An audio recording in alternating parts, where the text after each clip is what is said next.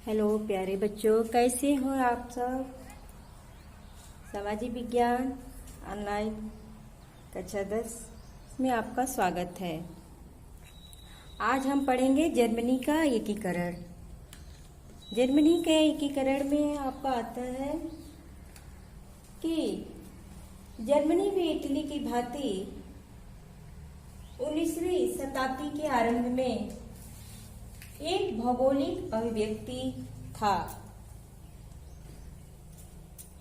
Germany में अनेक राज्य थे जिन पर ऑस्ट्रिया का अधिकार था।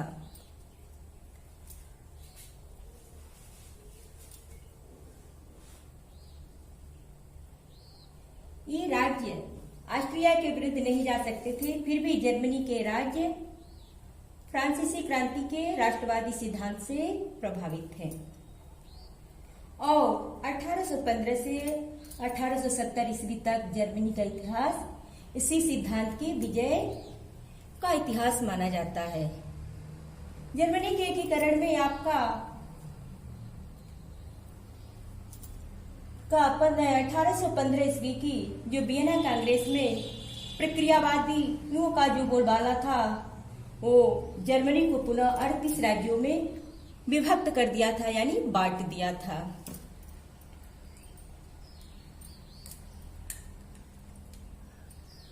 और एक ढीला ढाला संघ बनाया गया जिसका अध्यक्ष ऑस्ट्रिया का सम्राट हुआ।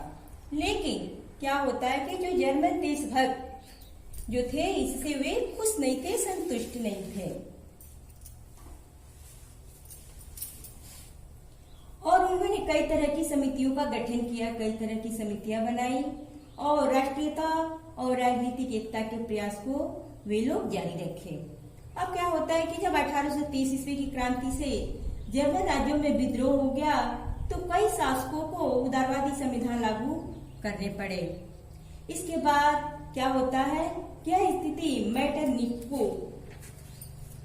के आधार पर जर्मन और संयुक्त जर्मन राज्यों में 568 प्रतिनिधि जो थे वो निर्वाचित होकर आए और फ्रैंकफर्ट में उन्होंने एक संविधान बनाया और संयुक्त जर्मनी का जो राजा प्रसा के राजा को अपना लिया। प्रसा का जो राजा था वो जनता से राजमुकुट नहीं पाना चाहता था, अतः उसने इस संविधान को स्वीकार नहीं किया और इसी बीच ऑस्ट्रिया की सेना क्रांतिकारियों को कुचलने लगी। कह रहा है कि उसने जनता से राजमुकुट नहीं लेना चाहता था और वह इस संविधान को स्वीकार भी नहीं किया और इसी बीच ऑस्ट्रिया की सेना जो थी क्रांतिकारियों को कुचलने लगी और प्रसा भी अपनी सेना द्वारा क्रांतिकारियों को कुचलने लगा और 1848 ईस्वी की क्रांति जर्मनी में क्या हो गई, असफल हो गई, हार गई और चारों तरफ प्रतिक्रिया का राज्य हो गया। उसी बीच आपका आता है विलियम प्रथम। विलियम प्रथम जो था 1861 ईस्वी में प्रसा का सम्राट बनता है और उसे सेना की शक्ति में विश्वास था और वह संवैधानिक राजतंत्र को अविश्वास की दृष्टि से देखता था।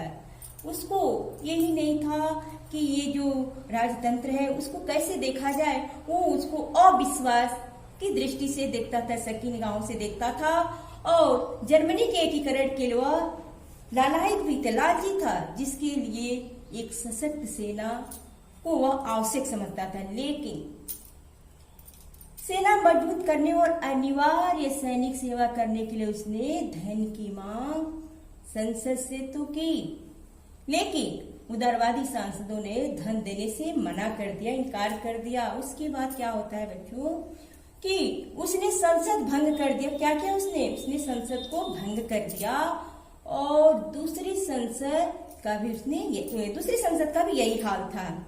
ऐसी कठिन परिस्थिति होने के बाद विलियम ने ऑटो वान बिस्मार्क को, उसके बाद से क्या होता है, जब कठिन परिस्थिति आती है उसके बाद से विलियम ने ऑटो वान बिस्मार्क को 1862 ईस्वी में चांसलर नियुक्त करता है, राजा नियुक्त करता है और बिस्मार्क भी सेना की शक्ति में विश्वास, बिस्मार्क जो चांसलर बना वह सेना की शक्ति में विश्वास करता था और जर्मनी के एकीकरण के लिए युद्ध लड़ना वह आवश्यक मानता था। जो ऑटो वान बिस्मार्क जो था वो सेना की शक्ति में विश्वास करता था और जर्मनी के एकीकरण के लिए युद्ध लड़ना आवश्यक मानता था। अब क्या होता है बच्चों कि बिस्मार्क और जर्मनी का एकीकरण किस तरह से होता है, तो देखिए, तो बिस्मार्क जो होता है 1862 ईस्वी में प्रसा का चांसलर तो बन जाता है। उसके बाद से क्या होता है कि उसे प्रसा की शक्ति और सेना में इतना विश्वास था कि वो प्रसा के नेतृत्व में जर्मनी के एकीकरण का सपना देखने लगा। और बिस्मार्क का विश्वास था कि जर्मनी उदारवादी आदर्शों के लिए नहीं वरना शक्ति के लिए प्रसा की ओर देखने लगा।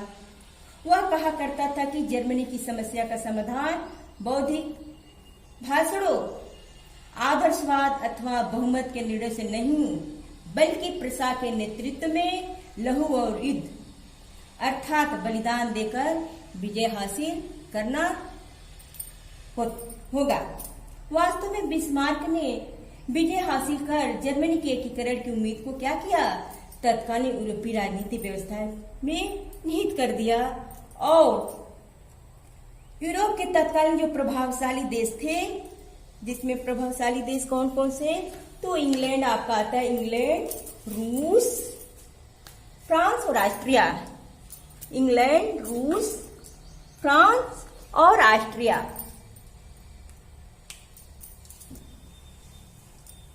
जर्मनी के एकीकरण के पक्ष में नहीं थे क्योंकि एक शक्तिशाली एकीकरण जो जर्मनी यूरोप के शक्ति संतुलन के सबसे बड़ा खतरा था। ऐसी परिस्थिति में बिस्मार्क क्या करता है, उसने जर्मनी की एकता के लिए विदेशी सहायता की अपेक्षा नहीं करता और न ही वह आशा करता, लालच भी नहीं करता कि जर्मनी के छोटे छोटे जो राज्य थे, कह रहे हैं कि जर्मनी के जो छोटे छोटे राज्य थे, राजा जर्मनी के एकीकरण में सहायक होंगे। बिस्मार्क का विश्वास था वह जर्मनी की एकता के लिए प्रसा को युद्ध करना होगा और इन युद्धों के द्वारा जर्मनी में राष्ट्रीयता की भावना जगाकर जर्मनी को अपने राजाओं के विरुद्ध विद्रोह कराकर उसने प्रसा में मिलने के लिए प्रेरित कर दिया। अब क्या होता है कि इसके बाद उसने प्रसा की महानता में विश्वास करने लगा और वह राजतंत्र में भी विश्वास करने लगा। और इसके बाद वो राष्ट्रवादी भावनाओं और उदारवादी अथवा आदर्शवादी भावनाओं को हथियार के रूप में इस्तेमाल करना चाहता था, न कि उसी को सर्वाधिक महत्व देकर जर्मनी के एकीकरण में प्रसा के सामरिक महत्व को गौर करना चाहता था। उसने बहुत पहले ही क्या किया, ग्लैडस्टोन से एक बार कहा था कि वह 3 युद्धों के माध्यम से जर्मनी का एकीकरण कर सकता था। वास्तव में प्रसा द्वारा जर्मनी के अन्य राज्यों को उसने जीता और जर्मनी में मिलाना चाहा और इस कार्य में उसने प्रसा की सेना, उगती राष्ट्रीयता की भावना और अपने कूटनीतिक जो उसकी कूटनीतिक चाल थी, कौशल का भरपूर उसने इस्तेमाल किया। बच्चों अब क्या होता है कि बिस्मार्क जो था वह लहू और युद्ध की नीति प्रसा की सामरिक नीति से मेल खाती थी। वास्तव में फ्रेडरिक महान ने ही प्रसा को सामरिक दृष्टिकोण से एक श्रेष्ठ राज्य बनाने की कोशिश भी की थी। उसकी सामरिक श्रेष्ठता अभी तक बरकरार थी। इसके अतिरिक्त उसने क्या किया, 1862 ईस्वी तक उत्तरी राज्यों ने अच्छी तरह देख लिया था कि जर्मन संघ से ऑस्ट्रिया को कैसे निष्कासित किया जाए और उसके बाद उसने क्या किया कि जब तक प्रसा खुलेआम ऑस्ट्रिया से भिड़ने को न ठान ले, यह नीति भी बिस्मार्क की नीति से मेल खाती थी, क्योंकि वास्तव में बिस्मार्क जो था पूरे जर्मनी को प्रसा द्वारा हराकर जर्मनी का जो था एकीकरण करना चाहता था, एक करना चाहता था और वो सफल भी होता है। अर्थात उसके एकीकरण की योजना में जर्मनी का एकीकरण प्रसा के राज्य का विस्तार था। उसने क्या किया, प्रसा के राज्य को बढ़ाया। अब आता है फ्रेडरिक चतुर्थ।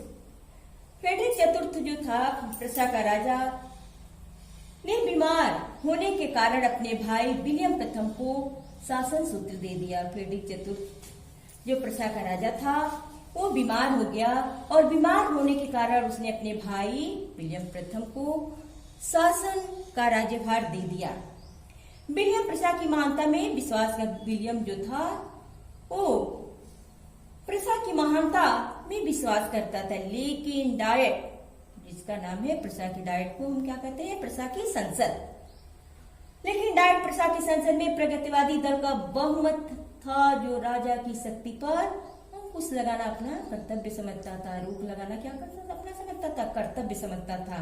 उदारवादियों और प्रक्रियावादियों के बीच मताधिकार, सैनिक बजट आदि प्रश्नों को लेकर वाद विवाद भी हो जा रहा था। लेकिन विलियम जो था उसने उदारवादियों को संतुष्ट करने के लिए, एकता के लिए, प्रजा की सेना को मजबूत करने के लिए वह धन हासिल करना चाहा, परंतु वह सफल नहीं हो सका।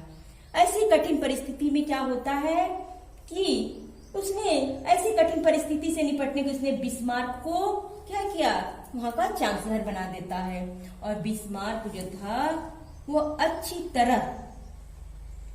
बिस्मार्क अच्छी तरह समझता था कि जर्मनी के एकीकरण के रास्ते में सबसे बड़ा रोड़ा ऑस्ट्रिया था और उसे बिना युद्ध में पराजित किए हुए जर्मन संघ से अलग नहीं किया जा सकता, यानी निष्कासित नहीं किया जा सकता। अब क्या होता है बच्चों कि उसे यह भी भय था, उसे डर सता रहा था कि कहीं ऑस्ट्रिया प्रसा के युद्ध में संभव न हो, कहीं आ न जाए कि फ्रांस ऑस्ट्रिया के पक्ष में युद्ध में हस्तक्षेप करे, रुकावट बने, बाधा बने। ऐसी कठिन परिस्थिति में, ऐसी आपातकालीन अवस्था की संभावना को ध्यान में रखकर बिस्मार्क पहले से ऑस्ट्रिया को एकाकी करने की कूटनीतिक चाल चलने लगा। अब क्या किया उसने, कूटनीति का चाल चलने लगा।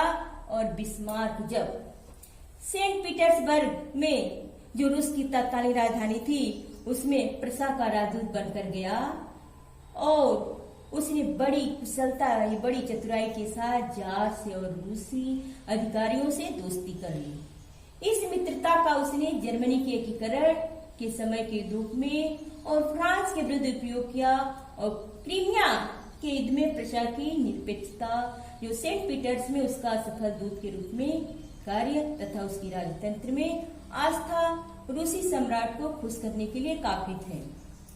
बिस्मार्क भी चतुर था। अब आपका आता है इटली का एकीकरण। क्या आता है आपका, इटली का एकीकरण। अब इसके अंतर्गत देखिए 19वीं शताब्दी में इटली मात्र एक भौगोलिक अभिव्यक्ति था, क्योंकि इसमें अनेक राज्य थे। इटली जो था प्यारे बच्चों वो भौगोलिक अभिव्यक्ति था, क्योंकि इसमें जो अनेक छोटे छोटे राज्य थे जिनके शासकों का आपसी हित एक दूसरे के विपरीत था। क्या था, उल्टा था। किसी के अंदर कोई मेल मिलाप या मित्रता नहीं थी। सब सच की दृष्टि से, घृणा की दृष्टि से देखते थे, क्योंकि एकता की हालत में अनेक शासकों को अपनी गद्दी से हाथ धोना, क्योंकि इनमें एकता नहीं थी। सब अपना अपना भला सोचते थे, इसलिए इनको गद्दी से हमेशा हाथ धोना पड़ता था। फिर भी क्या होता है कि 19वीं सदी में ही कुछ ऐसी घटनाएं घटती हैं जिनके कारण इटली में राष्ट्रवाद का उदय होता है और बहुत सी क्रांतिकारी संस्थाओं का जन्म होता है, जिन्होंने इटली के एकीकरण में हाथ बटाया। और अंततः क्या होता है, इटली जो 1870 ईस्वी में एक नए राष्ट्र के रूप में उभर कर सामने आता है। अब क्या होता है बच्चों, उसी टाइम आपका नेपोलियन आता है। नेपोलियन की इटली विजय और फ्रांस की क्रांतिजनित शक्तियों ने इटली के एकीकरण के मार्ग को आसान कर दिया, प्रशस्त कर दिया, आसान कर दिया। और नेपोलियन की पराजय के पश्चात क्या होता है कि यूरोप में प्रतिक्रिया का राज्य व्याप्त हो गया और इटली को पुनः विभाजित कर दिया, अलग कर दिया, जहां ऑस्ट्रिया का बोलबाला कायम हुआ। फिर भी इटली के देशभक्त राष्ट्रीय एकता के लिए प्रयास करते रहे, जारी करते रहे। और कुछ जो राष्ट्रभक्त थे उन लोगों ने कार्बोनरी नामक एक गुप्त संस्था की स्थापना की। किसी को पता भी न चले, उन्होंने एक संस्था की स्थापना की जो नेपल्स के अलावा देश के अन्य भागों में फैल गई। और क्या होता है, इस संस्था ने गुप्त रूप से कई विद्रोहों का आयोजन किया, कई सारे षड्यंत्र रचे और क्रांतिकारी भावना का प्रचार प्रसार भी शुरू किया। अब 1820 में 20 ईस्वी के नेपल्स के विद्रोह में कार्बोनरी का हाथ था। फलता मैटरनिक ने इसके सदस्यों को कुचलने का हर संभव प्रयास किया, हर समय कोशिश की। अब क्या होता है बच्चों कि 1830 ईस्वी की फ्रांसीसी क्रांति के परिणाम स्वरूप इटली में भी क्रांति हुई और पोप की रियासतों तथा परमा और मोडेना में भी विद्रोह हुए। इनकी लड़ाई होती गई। किसी में समझ सबको ये था कि मेरी गद्दी यही तो है, मेरी गद्दी मुझे चाहिए, मेरा भला मुझे चाहिए। विद्रोहियों को लुई फिलिप से सहायता की आशा थी, लेकिन उनकी यह आशा पूरी नहीं हुई और अंत में मेटरनिक ने एक बार फिर विद्रोहियों का दमन कर दिया।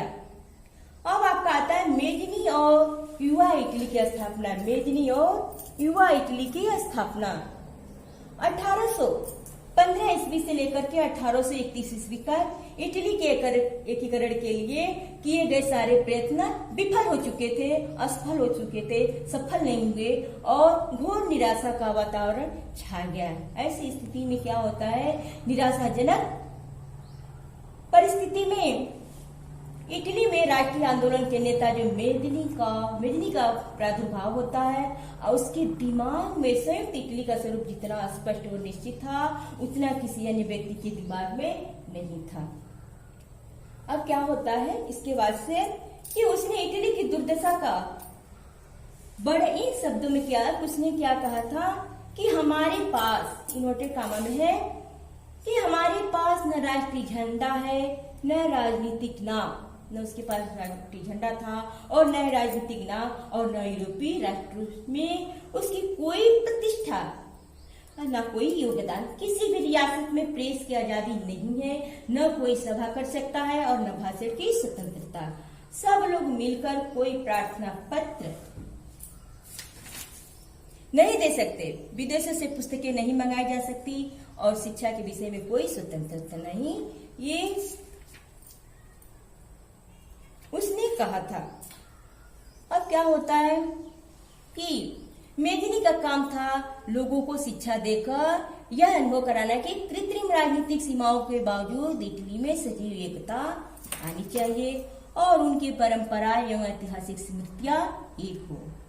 वे एक राष्ट्र के नागरिक हैं और एक ही भाषा बोलते। मेजनी ने 1830 ईस्वी में क्रांति में महत्वपूर्ण भूमिका निभाई थी और कार्बोनरी संस्था का सदस्य होने के कारण उसको गिरफ्तार भी कर लिया जाता है। अब क्या होता है, कारागार में मेजनी को गिरफ्तार करके जेल में डाल दिया जाता है और उसी टाइम उसको अनुभव होता है कि इटली का एकीकरण कार्बोनरी की योजना के अनुसार नहीं हो सकता और उसने क्या किया कि 1831 ईस्वी में उसने युवा इटली नामक एक संस्था की स्थापना, उसने युवाओं को इकट्ठा किया और उसने एक संस्था बनाई जिसने नवीन इटली के निर्माण में महत्वपूर्ण भूमिका अदा की। युवा शक्ति में मेजनी का अटूट विश्वास था।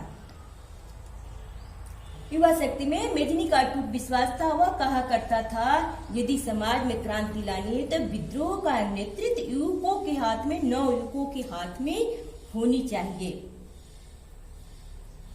युवा इटली संस्था का मुख्य उद्देश्य था, कह रहा है इसमें बच्चों, कि इटली की एकता और स्वतंत्रता की प्राप्ति तथा स्वतंत्रता, समानता और जन कल्याणी लोगों की भला के लिए उसने सिद्धांत पर राज्य की स्थापना की। मेजनी के विचार का इतना व्यापक प्रभाव हुआ कि 2 वर्षों के भीतर ही युवा इटली के सदस्य की संख्या 60,000 तक पहुंच जाती है। कितनी हजार तक? 60,000 तक पहुंच जाती है। और इस प्रकार मेजनी के प्रयासों के परिणाम स्वरूप इटली के निवासियों का राजनीतिक क्षितिज और विस्तृत हो गया एवं राष्ट्रीय स्वाधीनता के लिए वहाँ एक शक्तिशाली जनमत तैयार हो जाता है, लोगों का जन तैयार हो जाता है। अब देखिए बच्चों क्या होता है कि मेजनी के जीवन का एक ही धर्म था। वो धर्म क्या था कि वो चाहता था इटली का एकीकरण करना चाहिए। वह कहा करता था कि यह धर्म मनुष्य की उच्चतम भावनाओं को स्पंदित करता है, छूता है और इसके लिए पूर्ण आत्मोत्सर्ग और तल्लीनता की आवश्यकता होती है। उसने इको को कहना प्रारंभ किया कि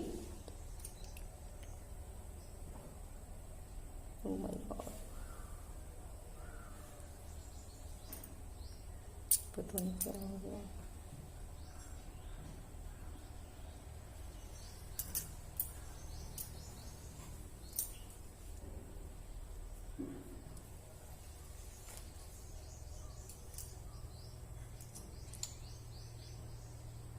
युवा शक्ति में अटूट विश्वास था। वह कहा करता था, यदि समाज में क्रांति लानी है तो विद्रोह का नेतृत्व युवकों के हाथ में होना चाहिए, और उसने ऐसा ही किया।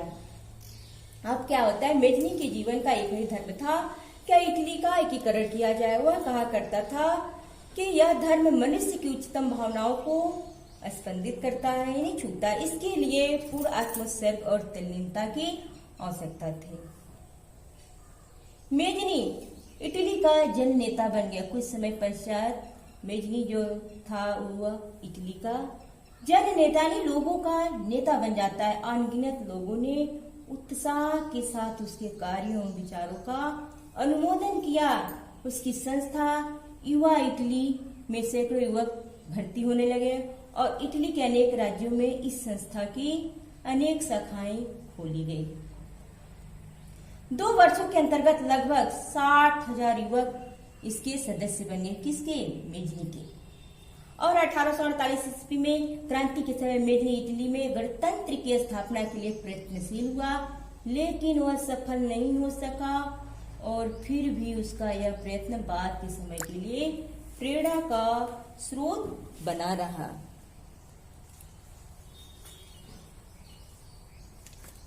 युवा इटली का एकमात्र उद्देश्य इटली को ऑस्ट्रिया के प्रभाव से मुक्त कर उसका एकीकरण करना था। मेजनी कट्टर गणतंत्रवादी था और चाहता था कि एकीकरण का कार्य पूरा होने पर देश में गणतंत्री सरकार कायम हो। इटली के लिए ही नहीं बल्कि संपूर्ण विश्व के लिए मेजनी राष्ट्रीय मुक्ति का प्रतीक माना जाता है।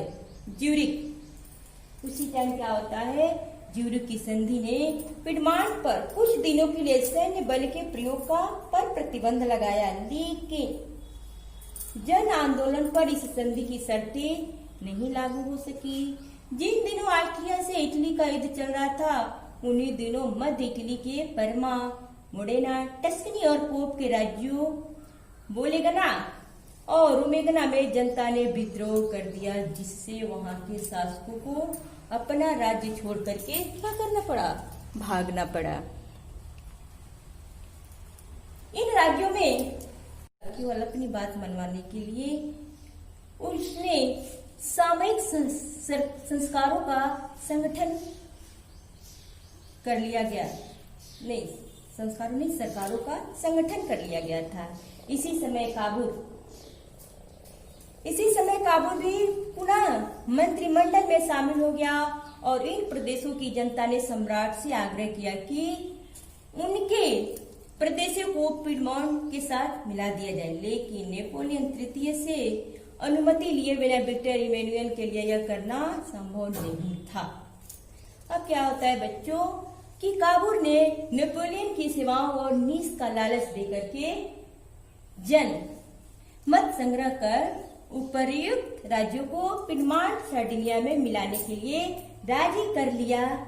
जनमत यानी लोगों का मत संग्रह किया और जिसके आधार पर 1860 में परमा, मेडोना, टस्कनी, रोमेगना एवं बोलेगना पिडमॉन्ट के साथ मिल गया और वेनेसिया को छोड़ करके उत्तरी तथा मध्य इटली के डचियों के मिलने से एक शक्तिशाली इटली राज्य का निर्माण होता है। और अप्रैल 1860 में विक्टर इमैनुअल ने ट्यूरिन में एक नई संयुक्त इटली की पार्लियामेंट का उद्घाटन किया और इस उद्घाटन के साथ ही इटली के एकीकरण का द्वितीय चरण समाप्त हो जाता है। देखिए इस चित्र में यह भी दर्शाया गया कि गैरिबाल्डी जो था सार्डिनिया पिडमॉन्ट के राजा विक्टर इमैनुअल द्वितीय को बूट का जूता पहनाते हुए यानी मदद करते हुए दिखाया गया था। ठीक। अब बच्चों क्या होता है कि युवा इटली का सदस्य बनते ही गैरिबाल्डी जो था उसने इटली की एकता के लिए प्रयास करना शुरू कर दिया। युवा इटली और मेदिनी के परामर्श से उसने पिडमांट के नाविकों को विद्रोह के लिए युद्ध करने के लिए उसने क्या किया, उकसाया। पिडमांट के राजा ने उसे गिरफ्तार कर लिया, लेकिन वह जेल से भागकर अमेरिका चला गया। और जब फ्रांस में 1848 ईस्वी की क्रांति हुई और मेटरनिक का पतन हुआ, तब गैरिबाल्डी स्वदेश लौट आता है। और उस समय क्या होता है कि पिडमांट का ऑस्ट्रिया से युद्ध चल रहा था। गैरिबाल्डी ने स्वयंसेवकों का एक संगठन तैयार किया। और क्या होता है उसमें बच्चों कि 3000 स्वयंसेवकों को लेकर के संग्राम में चार्ल्स एल्बर्ट की खुल करके वह सहायता करता है। अल्बर्ट ने युद्ध में पराजित होकर के ऑस्ट्रिया से संधि कर ली, लेकिन गैरिबाल्डी युद्ध करता रहा और उसी समय रोम में विद्रोह हो गया और मेदिनी के नेतृत्व में गणराज्य की स्थापना हो जाती है।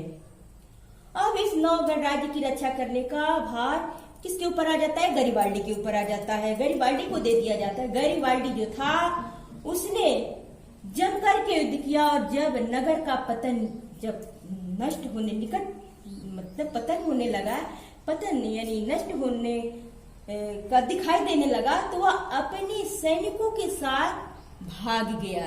कौन, गैरिबाल्डी। और वेनेशिया से ऑस्ट्रिया को भगाने का प्रयास उसने करने लगा, लेकिन वहां ऑस्ट्रिया और फ्रांस की संयुक्त सेना का सामना करना उसके लिए संभव नहीं था, अतः उसे एड्रियाटिक के तट पर भागना पड़ा, जहां उसने शत्रुओं का जमकर मुकाबला किया। लेकिन इसी समय क्या होता है, उसकी पत्नी की मृत्यु हो जाती है। उसकी पत्नी की मृत्यु हो जाती है और उसने जिससे वह टूट जाता है, बिखर जाता है और क्या करता है, अमेरिका चला जाता है। कौन, गैरिबाल्डी। अमेरिका की इस दूसरी यात्रा में गैरिबाल्डी को काफी धन अर्जित करने का अवसर मिलता है। और बच्चों देखिए क्या होता है, फिर उसने 1854 ईस्वी में वह पुनः इटली लौट आता है और पिडमांट के नदी के प्रेरा नामक द्वीप खरीद करके वह वहीं पर खेती करने लगता है। और फिर इटली की दुर्दशा से शांति नहीं मिली और देश की स्वतंत्रता और एकता के लिए वह हमेशा प्रयत्नशील रहा। कौन, गैरिबाल्डी। अब क्या होता है बच्चों कि 1856 ईस्वी में गैरिबाल्डी की मुलाकात काबुल से हो जाती है, जिससे वह काफी प्रभावित होता है और इसी समय से गणतंत्रवादी गैरिबाल्डी वैधानिक राजसत्ता में विश्वास करने लगता है। किसमें विश्वास करने लगता है, राजसत्ता में विश्वास करने लगता है। इटली के इन दो महान नेताओं की यह भेंट इटली के लिए काफी लाभप्रद साबित होता है और इन दोनों नेताओं का मिलन नहीं होता तो गणतंत्रवाद और राजसत्तावाद के बीच पारस्परिक गठबंधन नहीं हो पाता और इटली के एकीकरण में गैरिबाल्डी के साहस का उपयोग भी नहीं हो पाता। अब गैरिबाल्डी जो था उसने काबुल से मंत्रणा सलाह ली और 1860 ईस्वी में जिनोवा से दक्षिण सिसिली को 1072 सैनिकों को लेकर प्रस्थान कर देता है। और क्या होता है कि वह स्वयं सेवक लाल कुर्ता पहना करते थे। गैरिबाल्डी ने उनकी सहायता से सिसिली की राजधानी पर आक्रमण कर देता और विजयी भी होता है। 5 अगस्त को क्या होता है बच्चों कि 5 अगस्त 1860 ईस्वी को 5 अगस्त 1860 ईस्वी को उसने विक्टर एमुअल द्वितीय के नाम पर अपने को सिसिली का अधिनायक घोषित कर देता है और इसके बाद उसने नेपल्स पर आक्रमण किया, जहां का राजा भाग खड़ा हुआ और नेपल्स भी गैरिबाल्डी के कब्जे में आ जाता है। अब गैरिबाल्डी क्या होता है कि रोम पर उसने आक्रमण करने की योजना बनाने लगता है। रोम में पोप की रक्षा के लिए फ्रांसीसी सेना मौजूद थी और फ्रांसीसी जनता भी पोप की बेइज्जती बर्दाश्त नहीं कर सकती। इसके लिए उसने क्या किया कि काबुल को गैरिबाल्डी की बढ़ती लोकप्रियता और उसके पुराने गणतंत्रवादी विचार से भी भय था कि कहीं गरिबाल्डी अपने को उन मुक्त इलाकों का शासक न घोषित कर दे। ऐसी परिस्थिति में फ्रांस की सेना को हस्तक्षेप करने का मौका प्रदान करने के बजाय काबू ने स्वयं हस्तक्षेप कर गरिबाल्डी को रोकना उचित समझा। और उसने क्या किया कि नेपोलियन तृतीय को विश्वास में लेकर के, इसके बाद से क्या होता है, वो नेपोलियन तृतीय जो था उसको अपने विश्वास में लेकर के विक्टर इमैनुएल द्वितीय को एक सेना के साथ रोम की ओर भेज देता है और उसने पोप के राज्य पर आक्रमण कर उस पर अधिकार कर लेता है। इसके बाद वह आगे बढ़ा और जहां गरिबाल्डी से उसकी भेंट हो जाती है और गरिबाल्डी ने भक्ति भाव से अपने सारे जीते इलाकों को